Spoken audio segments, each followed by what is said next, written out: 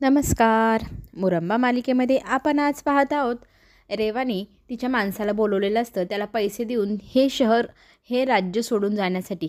पण तो माणूस तयार नसतो. तेव्हा ती त्याला म्हणत असते हे पैसे घ्यायचे आणि निघायचे. तेव्हा तो स्वतःच गाल झोडतो आणि म्हणतो, मी कुठल्या मुहूर्तावर तुमचं काम ऐकलं आणि तुमच्या जाळ्यात अडकलो. तुम्हाला तर लाजसुद्धा वाटत नाही. तुमच्याच घरातल्या व्यक्तीला तुम्ही मारून टाकलं, तिचा जीव घेतला. ती तर माझी कोणी नव्हतीच, पण तुमची तर कोणीतरी होती ना.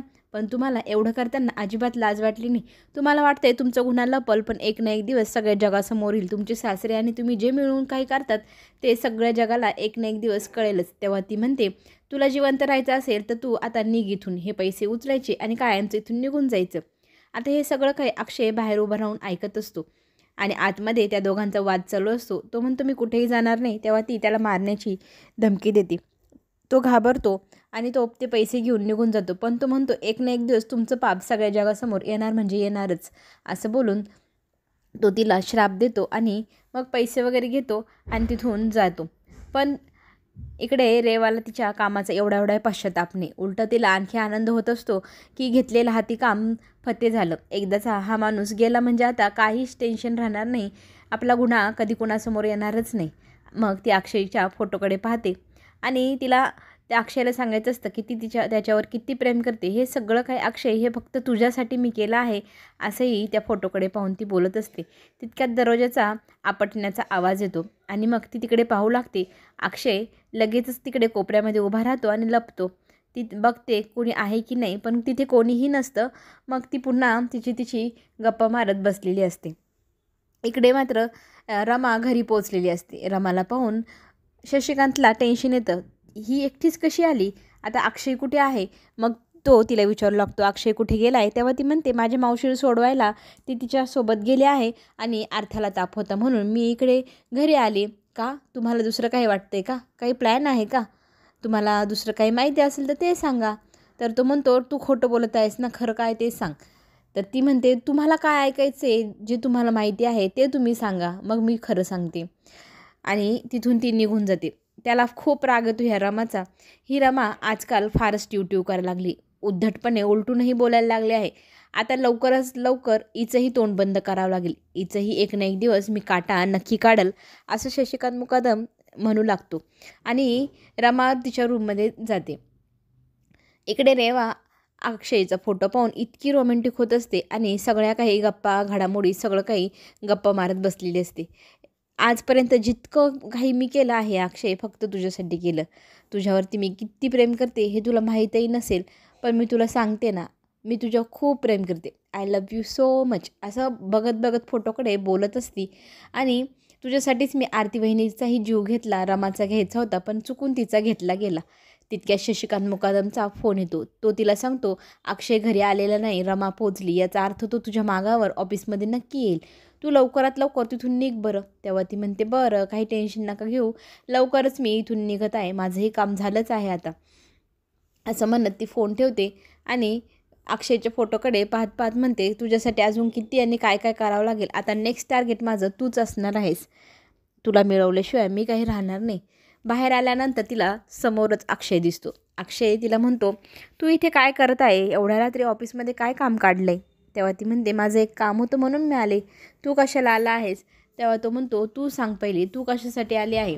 मग रेवा खूप घाबरते आणि घाबरून ती पाठीमागे सरकायला सुरुवात करते. अक्षय तिला विचारत असतो, तू जो गुन्हा केला आहे त्याची कबुली माझ्यासमोर देऊन टाक. मला तू कबूल कर, तू काय केलं आहेस ते.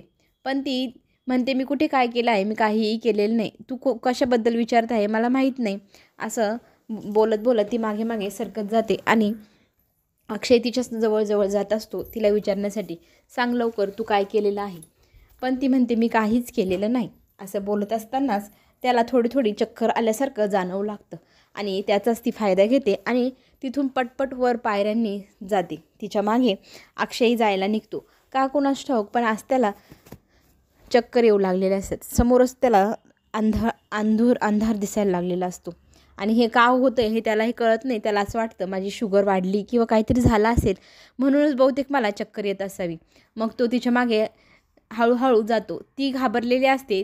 आणि तिला म्हणतो, तुला लाज नाही वाटली? एवढ्या एवढ्या मुलीच्या आईचा जीव घेतलास तू, आमच्या आरती वहिनीला मारलंस, एवढ्या एवढ्या अर्थाचा तर विचार करायचा, आर्था तिच्या आईशिवाय कशी राहील? तू एवढं सगळं करताना तुला थोडीसुद्धा लाज वाटली नाही? एकदा कबुली दे तू केलेल्या गुन्ह्याची. तेव्हा मात्र ती म्हणते, ठीक आहे सांगते मी ना ते मारण्यासाठी रमाला पाठवलं होतं आणि नेमका त्याच ठिकाणी तिथे रमाचा जीव जाण्याऐवजी आरतीचा गेला. त्याच्यात माझी काय चूक? मी फक्त तुला मिळवण्यासाठी हे सगळं केलं. तुझ्या आयुष्यातनं मी रमाला काढून टाकण्याचा प्रयत्न केला, पण तरीही ती गेलीच नाही. मला तू हवा होतास रे, असंही ती त्याला सांगू लागते. आणि ते क्षण सांगते ती, जेव्हा मी रमाला मारायला गाडी पाठवली, पण त्याच ठिकाणी आरतीने तिचा जीव वाचवला. हे ऐकल्यानंतर तो लगेचच रेवाच्या कानाखाली एक सणसणीत वाजवतो आणि तिला म्हणतो, एवढं सगळं केलंस तू कशासाठी? मला मिळवण्यासाठी? अगं मी तुझ्यावर प्रेमच करत नाही तर तू मला मिळवून करणार काय होतीस? तुला प्रेमाचा अर्थ तरी समजतो का? एखाद्याचा जीव घेणं म्हणजे प्रेम नसतं. पण ती म्हणते, कॉम्प्रोमाइज करायला हवं ना. मग मी तुझ्या आयुष्यातनं तिला काढलं असतं आणि तुझ्याशी कॉम्प्रोमाइज केलं असतं, यालाच प्रेम म्हणतात. पण ती म्हणते, तुला माहीत नसेल मी तुझ्यासोबत नक्की आज काय केलं आहे. तू जेव्हा बाहेर गेला होतास तेव्हा मी तुमच्या रूममध्ये गेली आणि तुमच्या रूममध्ये गेल्यानंतर मी तिथनं गोळ्या घेतल्या. त्या गोळ्यांमधल्या तुझ्या औषधाच्या गोळ्या काढून ओव्हरडोसवाल्या गोळ्या त्याच्यात ठेवल्या होत्या आणि तुम्ही येण्या अगोदरच मी ते औषधं तिथे ठेवून पुन्हा बाहेर जाऊन लपून बसली होती.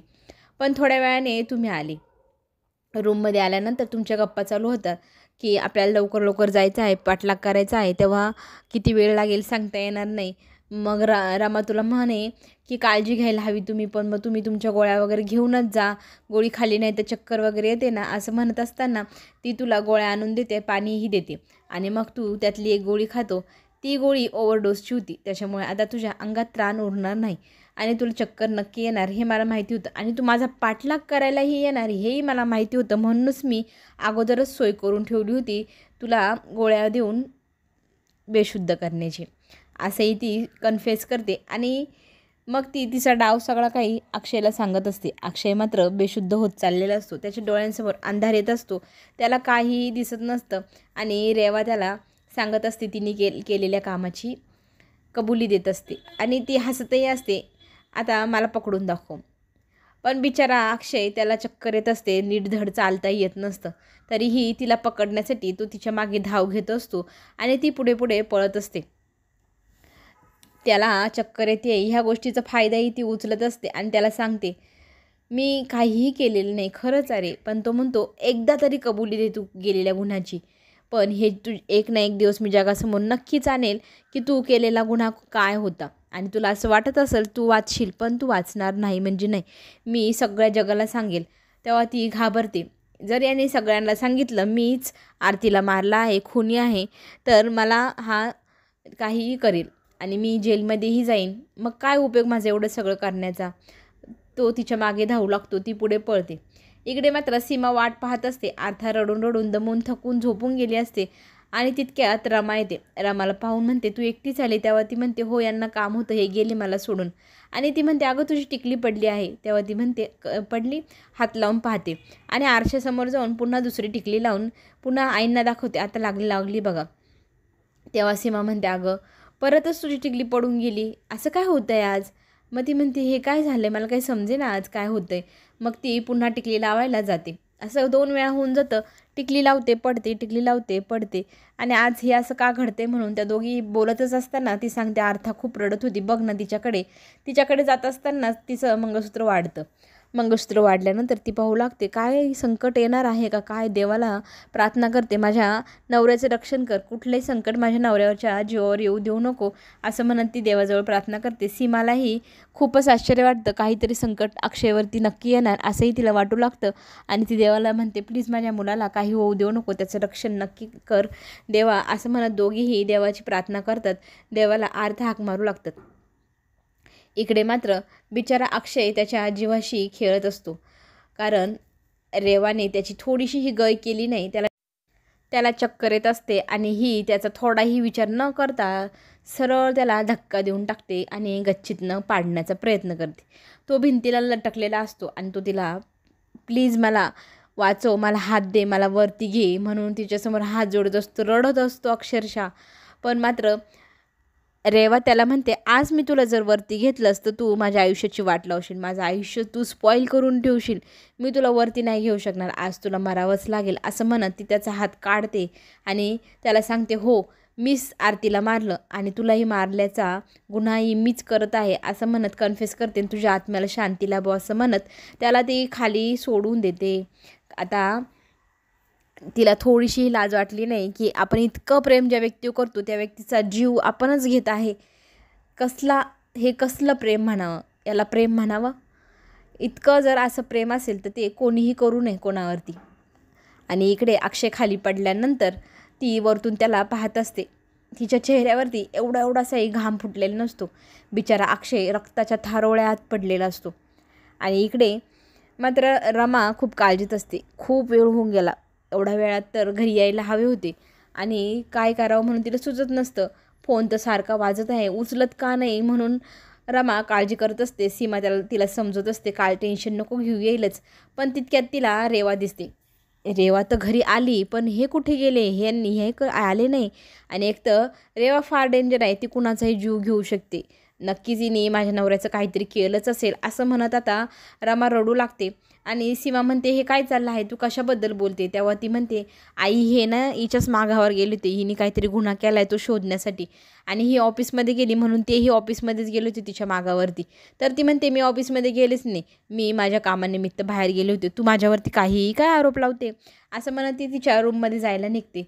पण पाठीमागनं रमा तिला हाक मारते, तू खोटं बोलू नको, तू फार खोटारडी आहेस, मला माहिती आहे आणि तू माझ्या नवऱ्याचा नक्कीच जीव घेण्याचा प्रयत्न केला असशील, कारण ते अजून आलेही नाही, फोनही उचलत नाही, तुला शोधण्यासाठी गेले होते. आणि त्यांची गडबड ऐकून आजी बाहेर येते. रमाला विचारू लागते, काय झालं?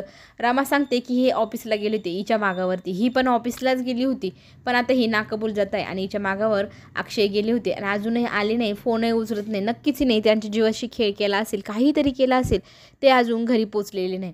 मग आजी विचारू लागते, हे काय प्रकार आहे, तू कुठे गेली होतीस गं? तेव्हा ती म्हणते, आजी मी माझ्या कामानिमित्त बाहेर गेले होते, पण हिला असं वाटतं मी ऑफिसला गेले होते आणि माझ्या मागे अक्षय आला होता.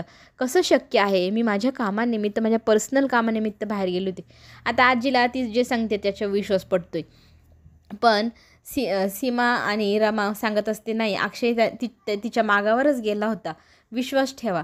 आणि तितक्यात तिथे शशिकांत मुकादम येतो. हा काय सगळा प्रकार आहे, तू काय आरोप लावते ग रेवावरती असं म्हणत रमावरती तो चिडू लागतो.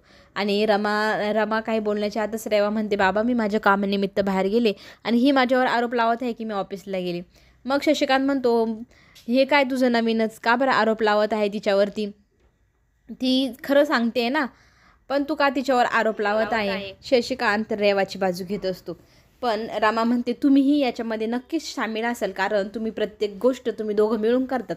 नक्कीच तुम्ही दोघांनी मिळून माझ्या नवऱ्याबाबत काहीतरी कट कारस्थान केलं असेल आणि तुमचंच काहीतरी हात असेल असं म्हणत ती शशिकांत मुकदमलाही धमकी देऊन टाकते, जर माझ्या नवऱ्याला काय झालं तर तुमच्या दोघांना मी सोडणार नाही. आणि असं म्हणत असताना शशिकांत मुकदम म्हणतो, तू काय तोंडाला येईल ते बोलशील, तू तर आहेच वेडी. तर ती म्हणते, हो आहेच मी वेडी, माझ्या अक्षयसाठी मी काहीही करू शकते, पण तुम्ही दोघं त्यांचा जीवही घेऊ शकते हेही मला माहिती आहे.